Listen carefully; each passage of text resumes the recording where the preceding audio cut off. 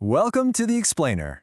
So if you're in the market for a new Android device, you know the drill. Navigating the tech landscape right now, it's kind of like trying to solve a puzzle where the pieces keep changing shapes. Today, we're diving straight into the ongoing conundrum of buying into the Google Pixel ecosystem. We're going to unpack exactly what you gain, and honestly, more importantly, what you compromise when you go all in on Google's flagship hardware. Is there an actual one-size-fits-all smartphone out there? Honestly, absolutely not. No single phone is going to be perfect for everyone, and picking one out can feel totally overwhelming.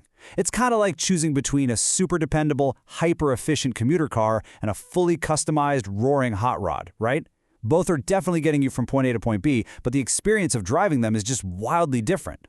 The Pixel is aiming for a very specific type of user, and understanding its distinct advantages and its disadvantages is literally essential before you make that commitment. So here's the roadmap for today. We'll be objectively analyzing 4 key areas: software, specifically aesthetics versus control; ecosystem, weighing convenience against freedom; hardware, looking at cloud versus local storage; and finally, processing, which is the whole AI versus gaming debate. All right, let's kick things off with Section 1, software, aesthetics versus control.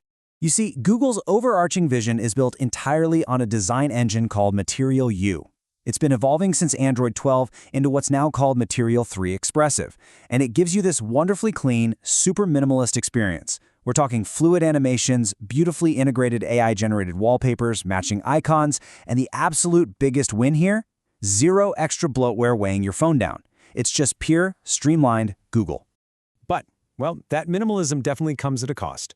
The Pixel UI is incredibly sleek, sure, but it has very limited built-in customization options. Actually, some users even find the color palettes a bit too muted for their taste. Meanwhile, if you look at competitors like Samsung, they offer suites like Good Lock. That lets you completely redefine your interface, literally from the lock screen all the way down to the notification shade. So if you're the type of person who loves to endlessly tweak your UI, Google's approach might feel, just a bit too restrictive. Moving right along to Section 2. Ecosystem, convenience versus freedom. The core concept here is what we're calling the Google App Lock-in. Because the Pixel is Google's proprietary hardware, you, as the user, are seamlessly and tightly integrated right into Google's ecosystem. Gmail, Maps, Drive, they all just work flawlessly together. But here's the catch. Because you're so anchored to Google, you completely miss out on exclusive manufacturer apps from competing brands. If you make the switch to Pixel, you're leaving behind those specialized features found in apps built by, say, OnePlus or Motorola for their specific devices. And let's just say you want to break free from Google's curated walls for a second. If you want true app freedom outside the Google Play Store, you are going to face some serious friction. First, you try to avoid the Play Store and sideload an app. Well, doing that triggers this really aggressive advanced flow sequence. And finally, you have to endure stricter verification protocols, plus a totally painful 24-hour lock just to get your app running. It's a surprisingly steep hurdle for anyone who likes to tinker outside the official app marketplace. So, think you can just ignore Google Apps on a Google phone? Yeah, think again. You are fundamentally tied to Google Play services. Even if you try your absolute hardest to minimally use Google Apps, critical system app updates and all those background functionalities are pushed directly through Google Play services. For the Pixel to function optimally, you literally need it. If you're someone who actively dislikes using Google services, trying to avoid them on a Pixel is just highly impractical. You're basically accepting convenience at the absolute cost of ultimate software independence. Which brings us to Section 3, hardware, cloud versus local. 7. That's the magic number here. Google currently offers an incredibly impressive 7-year software promise for their modern Pixels.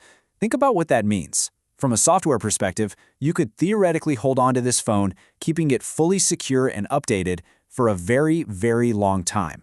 That is absolutely a massive check in the Pro column.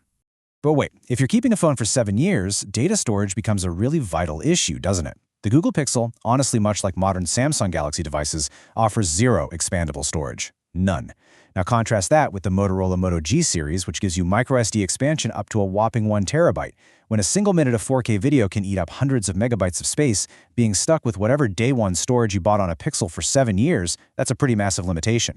Because you can't just pop in an SD card, you're pretty much forced to rely on storage workarounds. You either have to manage your internal storage super conservatively, which is practically impossible with today's massive photo and video files, or you have to physically carry around and connect a USB-C flash drive. And let's be real, the The most likely scenario? You end up paying for a monthly cloud subscription like Google One. Not only does that get super pricey over 7 years, but relying completely on the cloud poses a real risk if you prefer keeping your highly sensitive files backed up locally. It's very clearly a calculated push toward cloud reliance. All right, last up is Section 4, Processing, AI versus Gaming.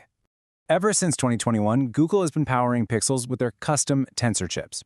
Now, Tensor's primary focus was never about raw graphical rendering. Instead, it was designed specifically for AI processing and enabling those incredibly smart on-device features. Competitors like Qualcomm Snapdragon, on the other hand, are engineered for absolute benchmark dominance and raw gaming power. It's kind of like the difference between a brilliant mathematician and a heavyweight powerlifter. So here's the practical reality of gaming on a Pixel. If you try to boot up demanding, graphically intensive games, think Genshin Impact or Call of Duty Warzone, even a super high-end device like the Google Pixel 10 Pro XL is going to struggle. You're more than likely going to experience rapid battery drain, frame drops, and stuttering. However, if your gaming speed is a bit more casual, playing Balatro or Angry Birds, the Tensor chip handles those without breaking a sweat. So, what's the ultimate takeaway for the hardcore mobile gamer? Well, if you want to max out your graphical settings without a single hitch, the Pixel just isn't your champion. For enthusiastic gamers who want to dominate the performance charts, you should really be looking toward devices like the OnePlus 15 or the Samsung Galaxy S26 Ultra. Those devices, equipped with beastly chipsets like the Snapdragon 8 Elite Gen 5, are the recommended alternatives. They're for sure going to give you the blazing fast frames per second you're chasing. Ultimately, it all boils down to one massive question you have to ask yourself. Are you willing to adapt to your phone, or should your phone adapt to you? The Google Pixel is a phenomenal piece of technology, no doubt about it, but as we've explored today, it isn't inherently perfect for everyone. It's built on a very specific vision, and it demands a trade-off. You get Google's beautifully curated, bloat-free, AI-driven experience, but in exchange, you're handing over a degree of ultimate customization, expandable storage, and raw gaming power. Knowing what you value most is the absolute key to making the right choice. Thanks for hanging out with me for this explainer, and I'll catch you in the next one.